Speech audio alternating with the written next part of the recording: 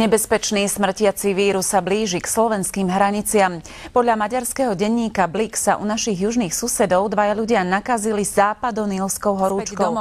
Do Tatier chodia turisti hlavne kvôli výstupom do dolín a na štíty. Hovorí sa o ťažších či ľahších výstupoch. Pritom rovnako dôležitý, ak nie dôležitejší, je aj bezpečný zostup.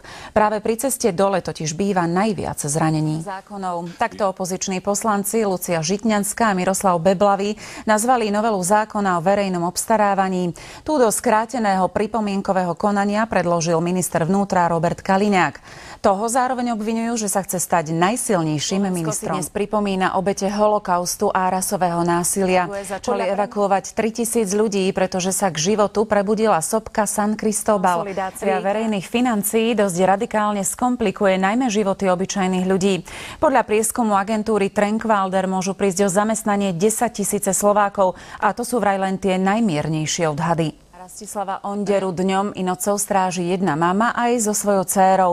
Nie je to však tak, ako by sa mohlo po prvých slovách zdať, že sa teší priazni dvoch dám. 39-ročného Rastia neustále pozorujú dve sučky, Nessie a Zaira. Tento muž má totiž epilepsiu a psíky ho za každým upozornia, kedy bude mať záchvat. Rastio si